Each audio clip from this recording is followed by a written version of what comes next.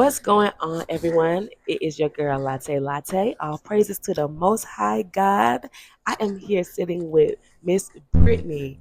Brittany is a doula, and I am just so excited to have a talk with Latte with her and let you guys know what's going on in the world of being a doula, the importance of a doula, and the many benefits of being a doula as well. For the people who are watching, Brittany, tell the people about you and what do you do and more about your business. Okay. My name is Brittany Zania. I am a certified holistic doula. Um, I have been a doula for about 8 years. What I do is I support families, both BIPOC and our fellow counterparts, um, and I help them facilitate the birthing experience that they desire. It's amazing because childbirth is such an amazing event. It is. It's so beautiful when I think about when I had my children. My first child at that is Hmm. something about that first child. Each pregnancy is different in itself, Hmm. but that first one, you got all the feelings of Yeah. just, oh my God, I'm about to be a Yeah. mom. Yeah. Oh, what am I going to do? You got Yeah. your positive thoughts, you got your negative thoughts, but I don't know what it is. I just, instinct kicks in and then we Yeah. start momming. You start momming. There is no handbook. I mean, there are several books, but Hmm. there is no way that someone can tell you what to do to raise your family. Yes. And I remember being pregnant with my twins. I ended up with twins being my first pregnancy. What? First pregnancy. Ooh. There hadn't been a set of twins in my family in like 5 generations. Wow. And The it said, Most High God told said, me. Brittany said, here you go. And I was like, you sure? I'm not You said it was sure. two in there? Are you? Girl, in the way they told me it was on April Fool's, she's like, there's one heartbeat. Oh, and there's another. And me and my mama looking at each other like, why she keeps saying one? Mhm. And there's the other heartbeat. And we were like, huh? It's twins. And I just remember like, huh? How am I about to do this? Yeah. But like you said, instincts kick in and you do it. I remember, being in my postpartum period and they would cry at the same time. They would want to eat at the same time. They Mm-hmm. would poop at the same time. But I Mm-hmm. found myself just doing it instinctively. Mm-hmm. My brother has a picture of me where I got bottles in Mm-hmm. their mouths at the same time. Oh. Oh my goodness. But it made me who I am right now. That's amazing. I Yeah. love that. I Yeah. love being a mom. And I could tell you love being a mom too. I love it so much Yes. that it completely rearranged my life. I'm a firm believer without my children that I don't think I would be here. Wow. Yeah, True blessings. absolutely. Oh, I love that. Absolutely. I love that. So let's get into it. Let's get into All it. right. How did you become a doula? Well, after my experience with my twins, although I made it a beautiful experience on my own, navigating the health system as an Mm-hmm. African American woman was not fun. Mm-hmm. Um, we research, we hear things, we learn things, and we try to advocate for ourselves. In me advocating for myself, at the time I was with a provider, the only provider in the state of Georgia that would deliver twins vaginally. Okay. I walk in there all confident with my Mm-hmm. birth plan, and I'm letting him read it, and I'm proud of myself because I navigated this on my own, finding out this information, and here I am speaking to this MD, and Mm-hmm. I give him my birth plan, and he reads it, hmm hmm and he rips it up in my face. Oh my goodness. Can't make this up. He rips it up in my face, and he goes, "So, am I the doctor or are you?" And I'm just sitting here, shocked, taken aback, just like you are hearing it. Mm-hmm. And I'm 23. You know what I Mm-hmm. mean? First pregnancy. My mother is there, but she's just as oblivious as I am. Mm-hmm. But she's in agreement with him Mm. because I'm telling her my preferences, and she's just like, No. I wanted a water birth. He goes, do you want to have your baby in the toilet? Do you know what happens when you give birth? You poop, there's pee, and you want to sit in that? And I'm just like, yeah, do I want to sit in that? Oh my I thought goodness. I did, you know Right. what I mean? Mm-hmm. Um, at the time, my partner was not with me. So even experiencing that prejudice there, Mm-hmm. I'm 23, unsupported, the Mm-hmm. father's not around.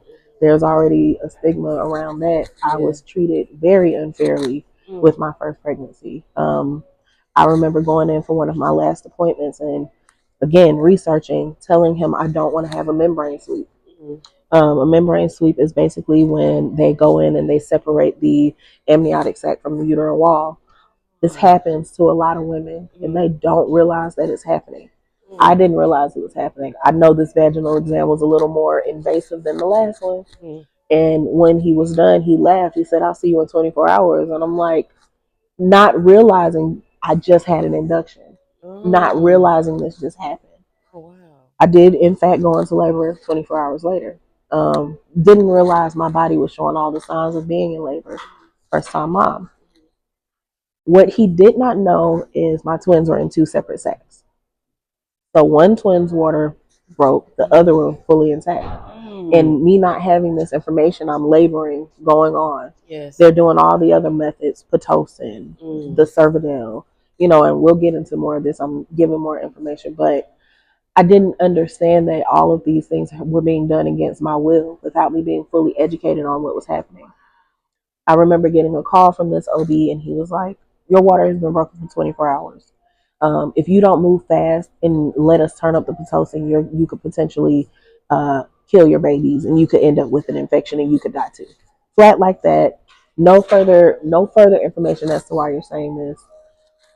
I'm laboring by myself. You know what I mean? And I'm undergoing this induction method. They turned Pitocin up. I deliver maybe 6 hours later. One twin born without his sac, the other twin born completely encased in his water. Really? They ruptured his water and there was silence. Mm. For 7 minutes, I did not know if I was going to have my second son. Eventually, he cried, but that felt like eternity. Yes, You know what I mean? I can imagine. Um, my second birthing experience with my daughter, I had a doula. I'm educating myself a little bit more, understanding, oh, okay, so that was systemic racism. That provider did violate me. Let me get a doula this time. Got the doula and ended up having to have a C-section with her. Wow. Meconium staining. Again, not having the knowledge that I have now. Meconium happens. That's not a reason for a C-section. After those two horrific birthing experiences, that's what made me say, okay, enough is enough. Maybe I can't change my birthing outcomes, but maybe I can make a difference for the women in my community. That's my why into why I became a doula.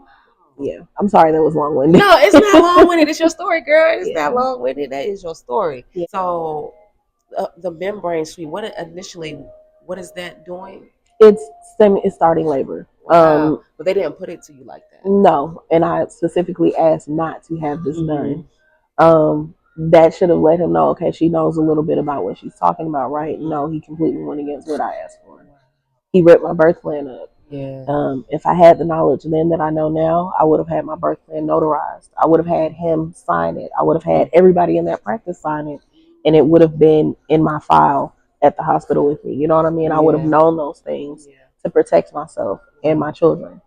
Doulas are an integral piece, and they kind of complete the entire birthing team. But what I found out today is a lot of providers don't like to work with doulas because we are seen as radical because of the counter knowledge we have that kind of goes against what obstetrics and gynecologists believe. So. And I could see that. Mm-hmm. I could definitely see that. And I have my own view on. I mean, this is what this interview is for. We need to get into it. Yeah. I've also come to the realization that a lot of the scare tactics that they use is they're betting on people not talking about their experiences, people not sharing their views. I just completed a childbirth education class, and a woman was in there talking about her experience delivering during COVID. And you could see she was like reliving it again, and she was having flashbacks, and she was turning red. And the other moms in the room are listening to this, and you could tell the provider was getting like, she wanted to tell her to be quiet. You could see it in her face. But no, don't be quiet. Shake the table if you have to. Speak about your experience, because this is why they're able to continue to do things like membrane sweeps, even though you're asking not to have it done. They're betting on us being quiet or ashamed of our lived experiences, and us being quiet about it. That's what they want. So speak on it. Yeah, all right, yes. We're gonna get into that. I just know a lot of times doctors are doctors, I guess I'm trying to figure out how to really put this. To me, sometimes I feel like they don't have our best interest at heart as Hmm. far as treatment. I think it's all money. It is. It's all money It when is. it comes to a doctor. Not even um, just in healthcare. When I think about my mom and what she's going through, Hmm. they they try different things. Like if you allow them to do it, They're they gonna do will. it. Yeah. Yeah. Yes. Um, there are books, "Killing the Black Body and Medical Apartheid," and they talk about how we were used as the guinea pigs for a lot of these medical interventions and procedures. A lot of times against our will, and I think that that is still something that they practice to this day. Yeah. Um, there's a syndrome called the white coat syndrome, Mm-hmm. where people are more amped to agree with somebody wearing a white coat and a stethoscope. There's Mm-hmm. studies behind it. Like you said, it's absolutely about money. Most hospitals are nonprofit, but they definitely need to turn a profit. So eventually, you just become a chart, a number in the bed. How far along is this person? How soon can we get the next person into this room? You know what I'm saying? It becomes a revolving door. There is a documentary by Ricky Lake called "The Business of Being Born." I highly recommend that all birthing people, whether you decide to give birth or not, whether you know somebody that's about to give birth, you watch this documentary so you can fully understand what's truly happening in America. Um, it's all about money. It's all about their bottom line. Yeah. Yeah. And it's sad because you want to be able to trust. You want to be going in, but you have it's like you trust somebody with your life, even in childbirth. Mm-hmm. You trusting somebody with your life, and Mm-hmm. it's a scary situation because you're not really sure if you can. You know, and I know for me with one of my daughters, I had to get them to turn my pitocin down because it was up. My blood pressure started to drop, and my contractions were so intense. Mm-hmm. I'm like, dang, what y'all trying to do? I feel like you're killing me. That's what it is. Because your body does not have a way to turn off your ability to make oxytocin. That's what pitocin is. It's a synthetic hormone that is supposed to mimic this naturally occurring, hormone in your body. It does make your contractions 10 times worse. I believe it's a torture tactic. And I hate to say it like that because if you are unprepared for birth, if you don't have anyone that knows how to support you when you're in pain, you're more likely to say, just get this over with. You're out of your mind. I've seen women leave themselves. You're still here, but you're not here. Yeah. You leave yourself in that moment, and you're more likely to agree to anything. Yeah. Let me just sign this paperwork so I can get this epidural, not realizing that the epidural is going to lead to your child's heart rate dropping. It is going to make your blood pressure go up, and you're going to the OR. A lot of people don't know how to prepare to naturally deal with these contractions and birth surges and things. So you're right. It is a tactic, and they don't have our best interest at heart. But that's why you're here, That's what and I'm that's why here you for. do what you do. That's what I'll do. What I do. Yep. I'm gonna give y'all a quick background real quick. I met Miss Brittany at an event that she had. I was there to get content for another young man. Mm-hmm. He introduced me to Brittany, and when I went into the event, I tell you, she was dropping so many gems. She was dropping so many gems, so much knowledge, and I'm like, wow. I'm sitting there listening, and she dropped so much. I was like, dang, I should have brought my notebook. If I knew it was gonna be like this, because I just Mm-hmm. love learning. I love being Mm-hmm. educated. So yes, if I would have knew it would have been like that, I would have definitely had a notebook. I Yeah. would have definitely been taking my notes Yeah. because I like to share. Like, and when I tell somebody about you and what I've heard, I want to be able to be like, oh, this is what I learned. I'm like, hold on, let me look. Okay, you know what? I did write this down. I put it in my So phone. So yes, she is amazing. I can definitely tell the passion behind what she does. And if you're interested in having a doula, then make sure that you contact her. Okay, make sure that you reach out. yes, Was there a moment or experience that confirmed that this was your calling? absolutely. Oh, girl. This was one of my first births. This mom called me in. I think we had had one prenatal visit. She called me in, and then the very next day she was like, "Yeah, they're inducing me." I believe this mom was like 27 weeks. Really? I believe she may have been experiencing preeclampsia or something, Mm-hmm. or fetal growth restriction or something like that. Okay. And I went in, and they're letting her labor naturally, even though they're giving her like a little bit of pitocin here. Mm-hmm. I remember she got to a point in her labor and she was just like, "I can't do this. Yes, cut me." And the baby's right there. You know what I mean? Mm-hmm. And I said, "Can I just, okay, I understand, I support your decision. Can I just pray for you really quickly?" Mm-hmm. And I remember putting my hands on her belly, talking to the baby, praying for her, praying for a safe surgery. And she went back to, OR. And then like 30 minutes later, she's coming out with the baby and she's like, "Brittany, guess what?" And I'm like, "What?" She was like, "I pushed." Oh my gosh! That Yes. was my confirmation. And I Wow. remember the midwife just looking at me like, "What did you Oh, do?" You know what I mean? that's the power. The power. You know what I mean? That's the power of God. Yes. And it was just, I was a open vessel, a willing vessel that day. I could have been like, I don't Mm-hmm. feel comfortable showing up, but Mm-hmm. I did. That mom didn't have anybody, and it ended up being a beautiful experience. Wow. But that was my affirming. Yeah, I'm supposed to be doing this work. That is an amazing way to be confirmed, okay? Yeah, And I just love how God works. How He amazing. shows up and Hmm. and show you what you need to do. Hmm. And just also the power of prayer. The Yes. power of prayer. I stress it so much. It really does work. Hmm. It really does work. It does. That's so It amazing. does. I like that. Thank you. What sets doulas apart from other birth professionals? That we are truly there to work with the family. We are truly there, and we do have their best interests at heart. We're not there to make it about us. We are there to make it about this family and make sure that they have the best birthing experience possible. Sometimes things don't go as planned, and that's okay.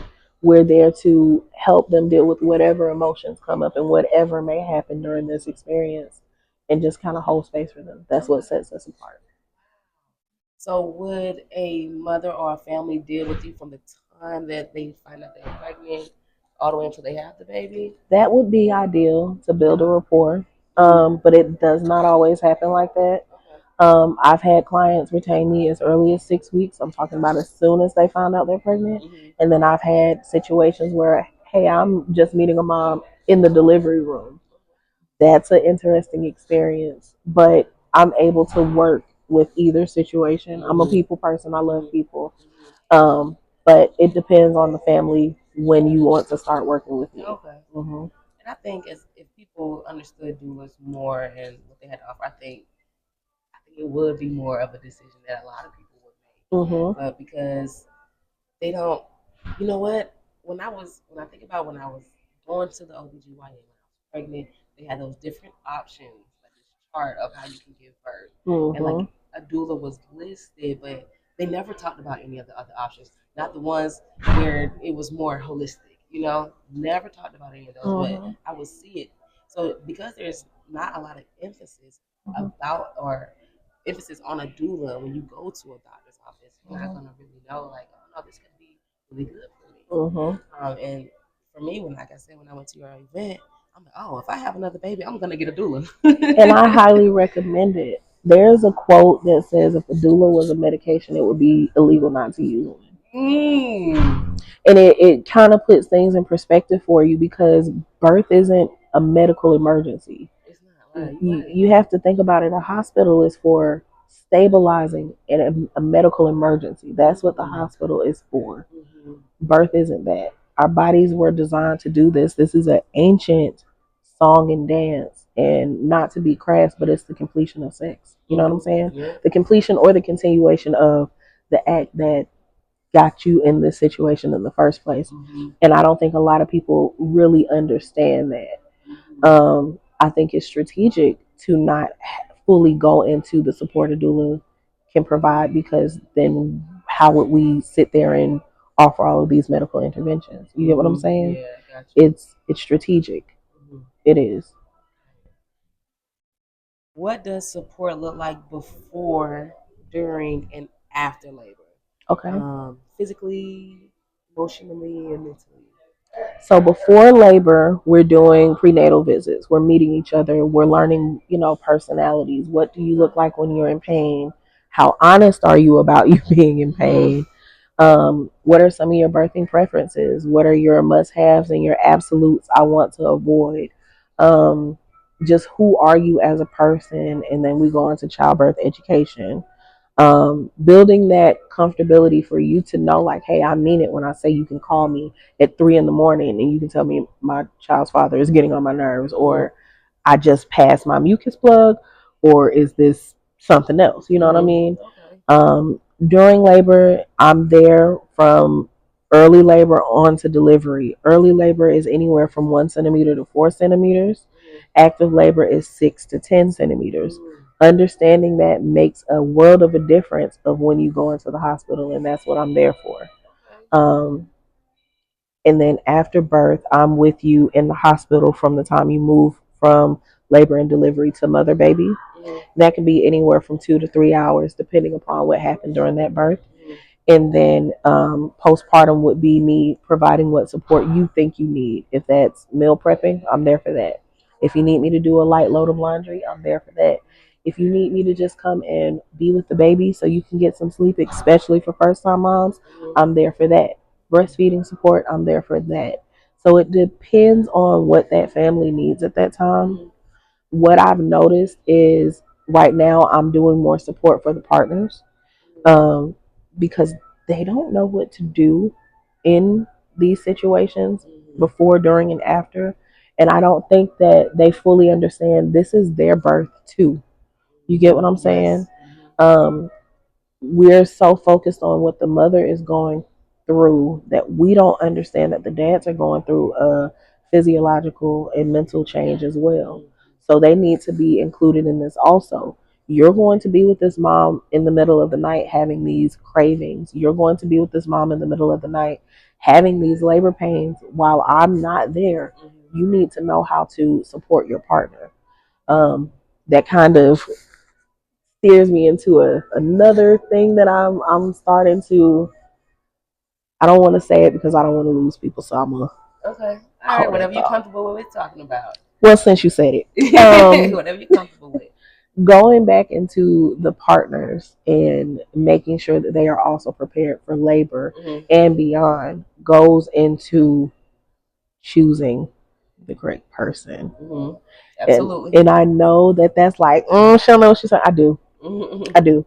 I just had a birth on last Friday where I watched this dad see this mom in active labor, and he decided to leave in the middle of her being in active labor to go to work.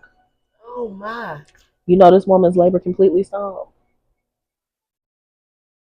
What? I think she was about to deliver, and he was like, well, I got to go to work because it was taking too long. He left. She ended up having a C-section. He abandoned her. And when I said this, he couldn't accept that. So understanding that you as the father play a very important role in birth. You know what I'm saying? No, you can't feel her labor pains. No, you don't understand what the ring of fire feels like. No, you don't know what a pregnancy craving feels like, but that's your partner. You know what I mean? You need to be there to support her. Girl, I just got mad. I kind of got mad when you said it. Told me that too. Like, no way you left. I'd have been cussing, fussing, all of that. And I'm sure she was so upset. It's so upsetting because if anything, you want your partner there. She was reaching for him during contractions, and he wouldn't even come get in the bed with her. Yes. Upside of that. And me being me, I have to maintain a certain level of professionalism. But watching that, I was unable to. It kind of pulled me out of zone because I've never seen anything like that before. You know what I mean? Yeah. She gave up halfway through her labor. That's, you know what? Sometimes when you say that, it just makes me think about two things. One, was it too much for him to handle, or was he just being like dismissive about it, or not even really taking into consideration what's really going on, because I'm like, well, maybe in his mind it was overwhelming, and he's like, I need to go. Oh, I gotta go to work. I need to get like trying to escape what's going on. You don't want to really be there, or so many things. I don't know. What would make you leave? I've Was this their first child? No. Well, Okay. for her, no. For her, this was baby number 2. Okay. For him, this is baby number 4. But here's the thing. There was also a significant age difference too. Okay. So you don't know what would make someone go into flight mode. You know what I mean? Um, and there's no telling what he was downvoting during that time also. Right. What I will say is we don't have the privilege to know a person's destiny or what they are fully experiencing. I can't read minds. I can read people, but I can't read minds. With that being said, I'll never know what fully happened in that situation. I know that it was said that it was my fault. Of course. Blame it on the doula who's here to help you. Blame a black woman. And I have the privilege of knowing like that's not the truth. I know that I did everything in my power to support that family, and sometimes things happen. Um, but I just wish them the best, and that's where I just kind of, But saying all that to say, I wish more fathers understood just how greatly they affect their partners. I wish more people understood that there are things that you can do beyond just being her water bearer. You know what I mean? In these moments, you know her best.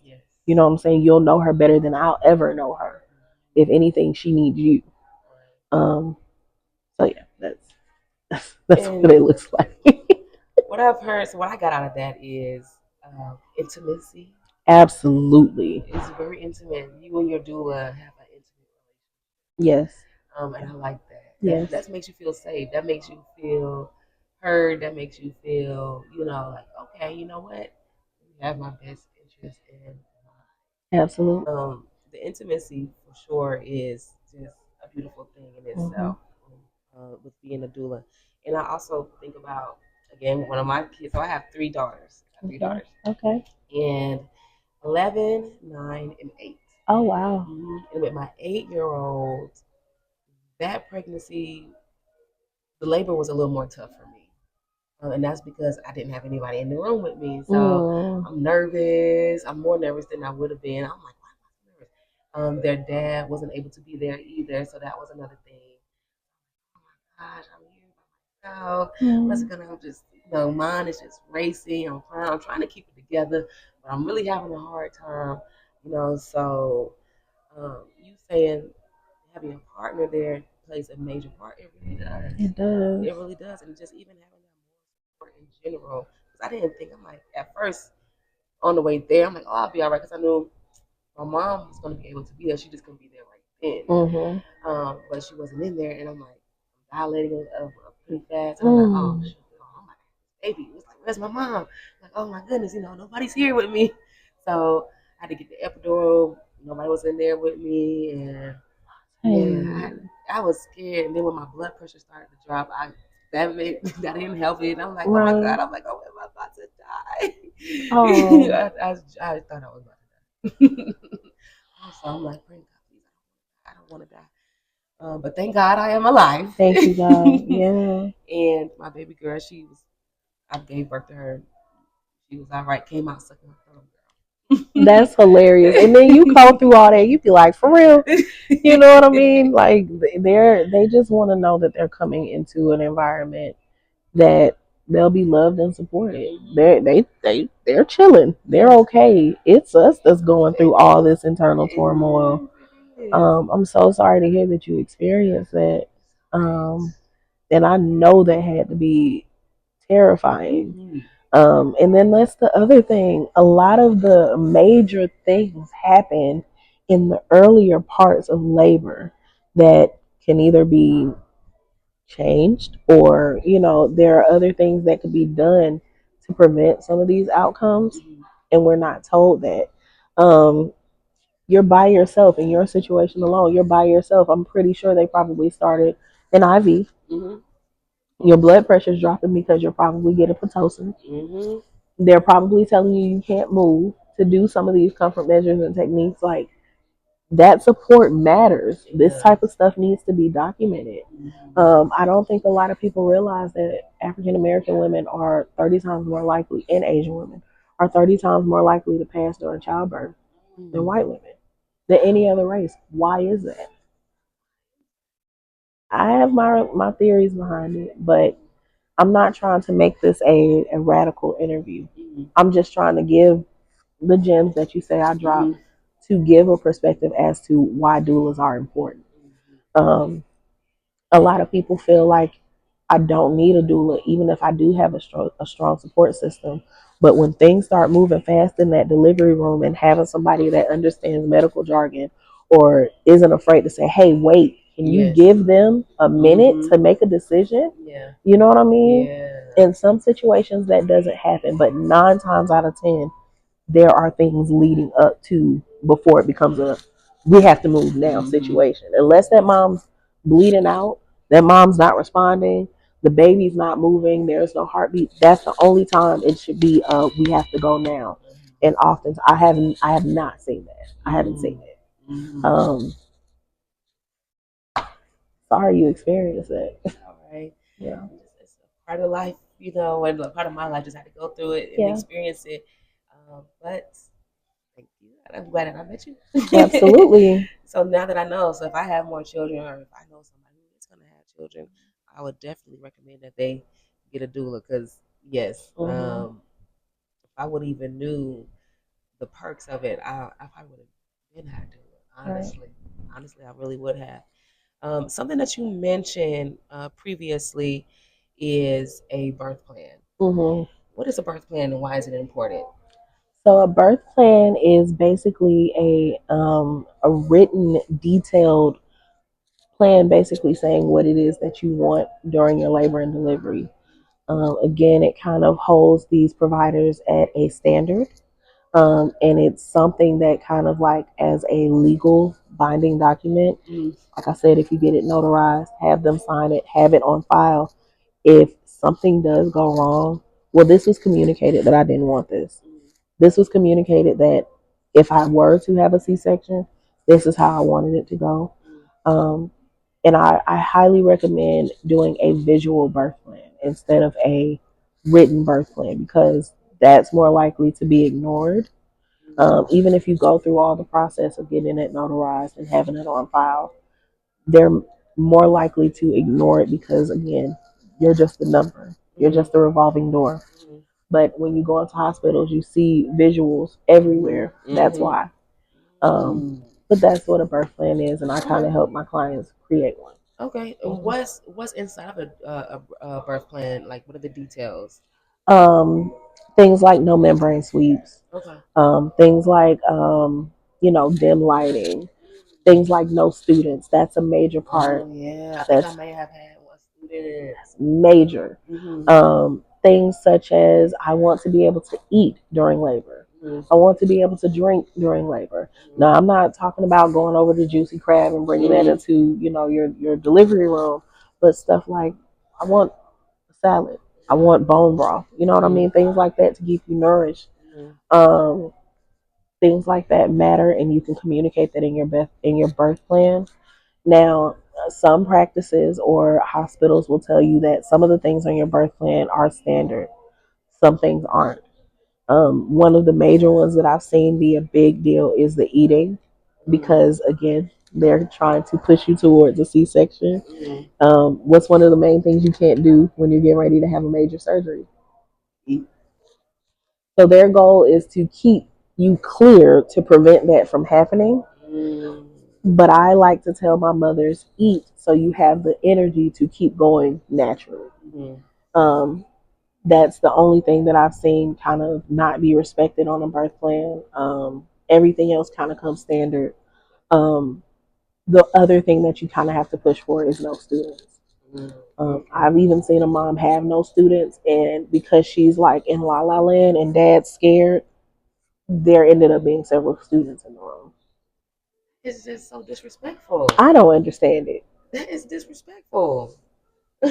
I don't understand it. I understand that they have to get their, their clinical hours and things, but you're letting the students witness the completion of the act that got me in this situation. My everything is exposed. I don't understand how you guys don't realize this is an intimate thing. I feel like that should be, a policy students aren't allowed. But then again, I understand that I feel like there should be like a just like you have beauty colleges, there should be some type of a, well, Almost like a more of a like a I guess simulation for it or because there are certain things that you can't simulate. uh-huh. I believe there should be like, if you can't afford health insurance, you're not a candidate for Medicaid, then you can go to a student teaching hospital and deliver. You know what I'm saying? I believe there should be some type of a policy like that. But that's changing the way birth would look. There would be a lot of policies and red tape that would go into that. So my radical idea, maybe in the future, I'll be able to do something like that. I got a lot of them. Let's keep talking. Something that you mentioned with the birthing plan is getting it notarized. Mm-hmm. What if you're unable to get it notarized? What if it's say they can't, or maybe somebody won't notarize it? Um, would that be would that cause it to not be valid or be useful if you don't get it notarized? No, because then that would be where your birth team and your partner would then come into advocating for you. That's where your doula would come in. Well, I believe her birth plan said she wanted her partner to cut the cord. I believe her birth plan said she wanted delayed cord clamping. Why are we rushing? The baby's fine. The baby's not in fetal distress. Why are we cutting the cord now? You know what I mean? Because things move quickly after the baby is earthside. Somebody needs to be able to say, wait a second, did you guys look at this?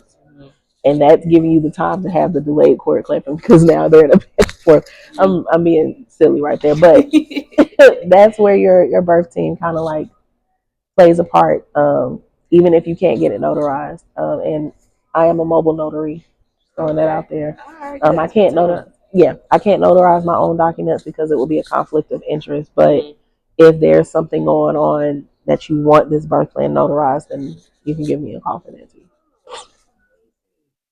So make sure you get a birth plan. And if you need help with a birth plan, that's right. Okay, so next question. What does postpartum support involve and why is it so important? Oh goodness. Postpartum support involves basically me coming to the home at least 14 days after you deliver, checking on you. I may do a blood pressure check. I may make sure you're not bleeding. If you still are, letting you know it's normal. Again, because a lot of people don't know, postpartum isn't talked about. It's kind of like, well, you delivered, fend for yourself afterwards. Yes. But what a lot of people don't know is like we lose a lot of moms in postpartum because things shift quickly. You have a major drop in hormones, and baby blues can quickly turn into postpartum depression. And if you have a partner that's not in tune with their birthing person, or they don't have anyone there, things can go left quickly. So basically, the support that I gave you in the beginning and at the hospital continues on. And like I said earlier, it could be whatever you need in that moment to get you back to feeling whole. I've even taken hair down in postpartum. Really? I'm so serious. Whatever you guys need, I'm there for that. I love that. And I should have had that. I had a little postpartum depression with my third baby. I was crying. Yeah. Just going through it. I was like, I'll be all right. I was crying. And thank God I got through it. But postpartum is definitely real. And it wasn't until your event that I knew that postpartum isn't just right after having the baby. Let's bust that myth right now. They tell you postpartum is 6 months. No, they tell you postpartum is 6 weeks. They tell you it's 6 months. They tell you it's a year. The fact is, postpartum is 7 years after delivering. And there are some women that don't know that and they get pregnant 2 years later, 6 months later. You're putting yourself, you're postponing your postpartum period. You're making it longer. And knowing that also sets moms up for failure too. Not knowing that sets moms up for failure also. And it kind of, leaves the dads in a state of, well, I don't know what's wrong with her. You know what I mean? But relationships end during postpartum because of this. You think she's just tripping or she's changed. No, she's finding herself again. She's learning how to be a mom to sometimes 4 and 5 different kids. She needs you more than ever. I'm still in postpartum, and I tell my babies all the time, "Hey, it's more of y'all and only 2 of us. Give us, you know what I mean?" Yes. Yes. Yes. I definitely understand that. Yeah. And that actually opened my eyes, and I started thinking, wow. I started thinking about how old my children are. And I started thinking about my life. It made with knowing that one fact. Well, dang, I wasn't tripping. I was still recovering from my labor. Even health conditions that pop up. A lot of times, it's not my body just decided to break down. No, you're healing from birth. And if more people truly understood that and it was treated um, as delicately as it is, I believe we would see much greater outcomes. I believe that life would be different for the world in general if that was understood. And another thing that I know that a lot of that goes on with a lot of moms is right after they're having their Yeah. baby. Even if you don't want to, I never wanted to go right back to work after having my kids. I'm like, I got to, But that's when a doula will be good too, as well, right? We could tap into some resources. There are some things that I could educate you on to kind of help you get that extended lead time.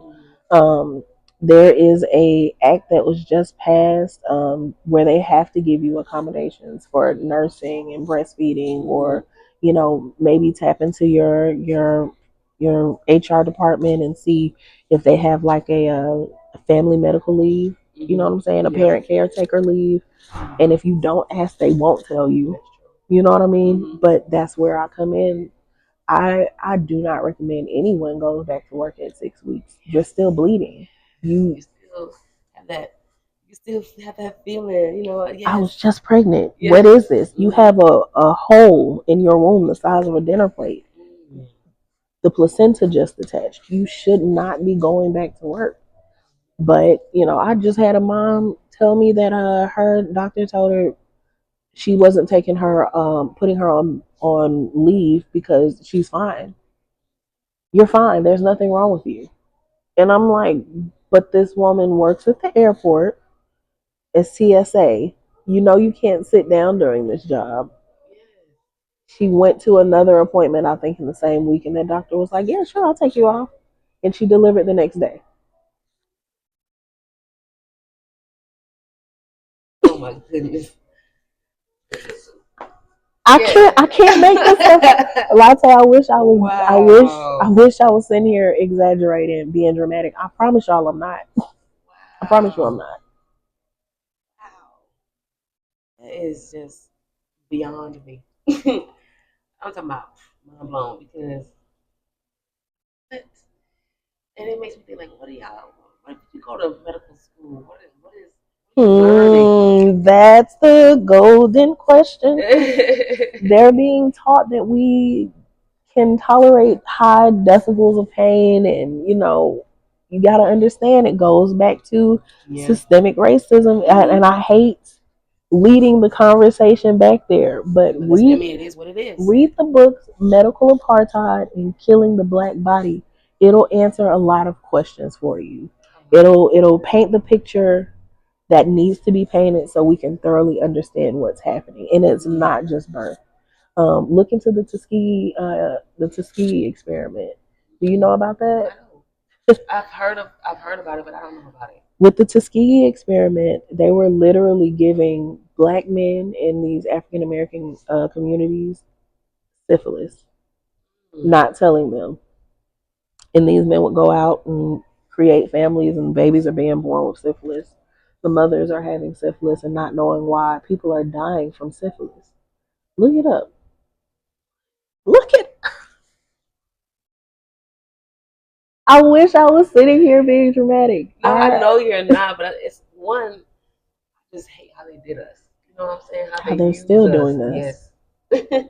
Yes, absolutely right. How they're doing us, and how just the history of it and how it's just continuing. But I'm just more like, it's always us. Why did they pick us? Why did they say, oh, yeah, let's do them? Because we're magic, we're strong, Yes. we're the blueprint of what human civilization is supposed to look like. Mm-hmm. You know what I I mean? just hate it. It's like, all we want to do is just live. Just like Yeah. but from the beginning, we've been a science project. That's kind of how I feel sometimes. Like, I'm like a science project. Y'all try different medications. Yep. We try different, testing out different viruses. Yep. Even, and even all the way down to sex trafficking. Yes. No. Even down to the way we're depicted in the media. And Yes. I again, Tiana Taylor, that's my girl, right? Mm-hmm. She just won her first Golden Globe for one battle after another. Yes. And because I love her music, I love just who she is as a person. I'm watching this movie and I'm sick watching this movie. Have you seen it? No, I haven't seen it, but they were talking about it on the radio one morning, and that was kind of the topic. It was the Halle Berry effect. Really? Girl. They was talking about it. It was like, I guess, like, and she was sexualized. Over sexualized Mm-hmm. the entire movie. I believe her co-star was Brad Pitt. And I can't think of the other gentleman's name, but she's basically in between both relationships. She ends up getting pregnant by the other character, and girl, you gotta watch it. But why is this the way we're constantly depicted? You know what I mean? That was my point of saying that. Karen. Why you didn't get Karen? Karen could have been just as. I could think of a million white people that could have played that role. You know what I'm saying? But to each their own. You know, I don't understand the way we're viewed. You know, even a little 8-year-old girl. Why am I having to tell my 8-year-old, hey, don't sit a certain way, be mindful because somebody could be looking at you, and then I find myself like, never mind, do you? You know what I'm saying? Because like you shouldn't have to go through this. Yeah. I know we're veering off the topic of birth, but it all plays a part in what we're experiencing in these delivery rooms. Um, I saw an interesting video where the young lady was talking about, and it goes back to the intimacy with your partner. White people are taught how to date. Black people are taught don't bring home a baby and don't get nobody pregnant. So we're not taught how to court each other. We're not taught how to say, well, actually, I do want you to pull my chair out. Actually, this is what I expect from you in order to be your partner. This is how I want to be treated.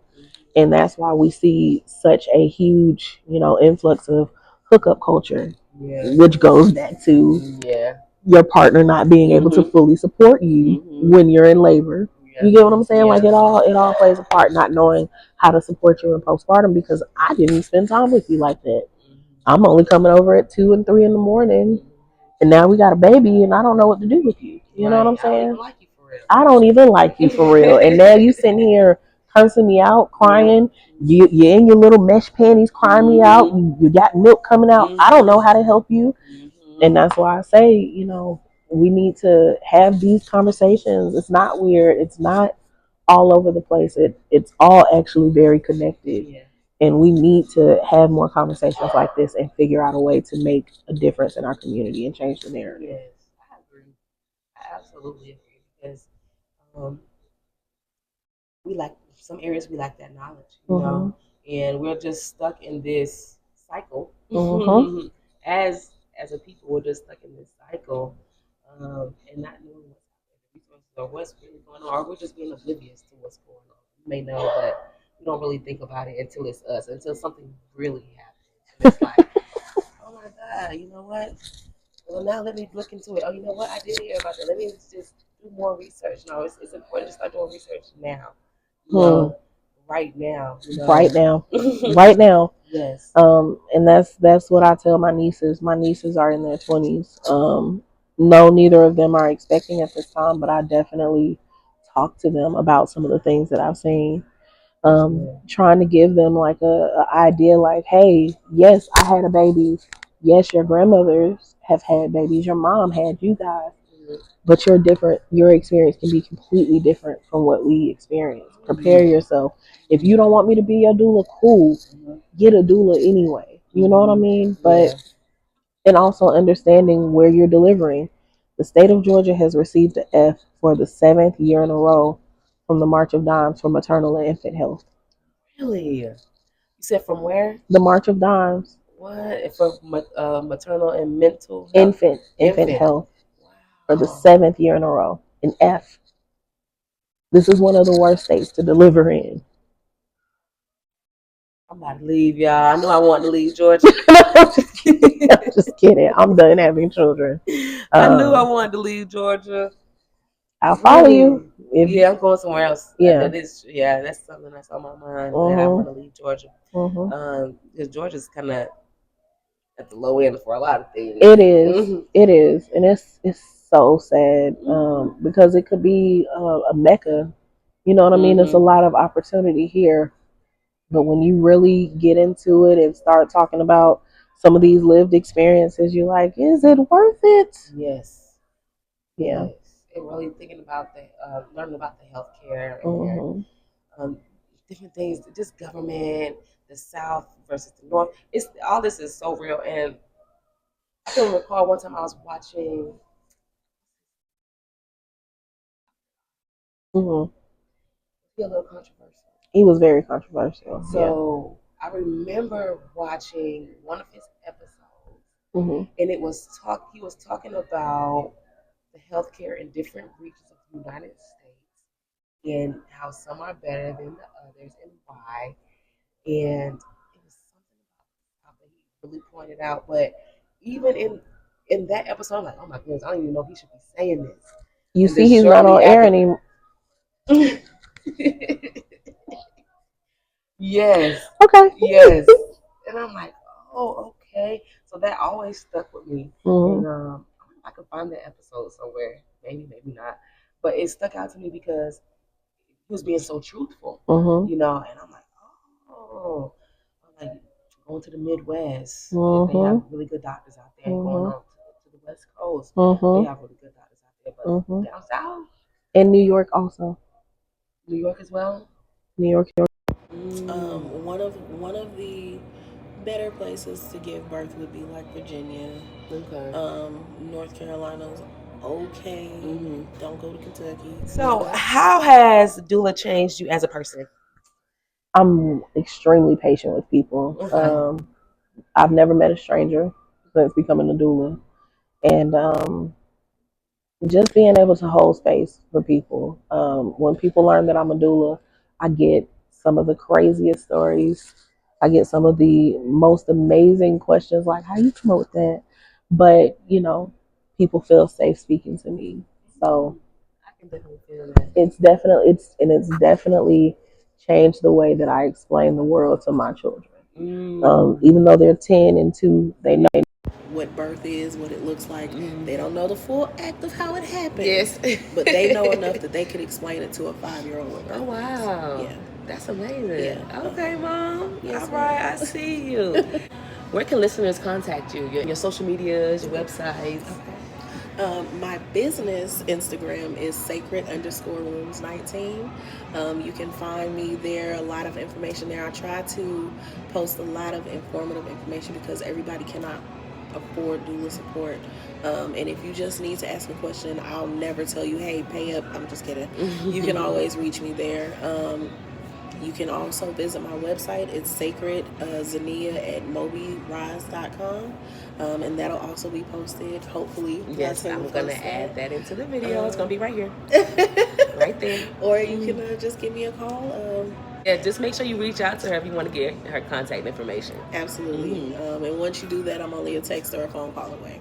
Yes. Well, thank you, Brittany. It's been an absolute pleasure. So much information, and we could really go on for days because when I tell you, this lady has the knowledge behind this doula thing. Okay, so if you do decide to select her as your doula, just know that you'll be in amazing hands. Thank you. Very knowledgeable and educated in what she does, and I think that does speak volumes for what you do. Thank And you. it shows the passion within it as Thank well. you. I appreciate Yes, that. yes. Do you have any upcoming events or anything coming Um, up? so I am now getting ready to plan my third Rooted and Ready event. I'll be giving away car seats, diapers, wipes, other essentials, and also doing a free childbirth education class. With this class, I'll be going into preeclampsia. That will be April 29th, 2026. So be on the lookout for that. Yeah, exciting. All right, y'all make sure you put those dates on your calendar. All right. Thank you again. It's a pleasure. It's a Yes. pleasure. This has been Talk with Latte. Peace and grace. And I will talk with you guys later.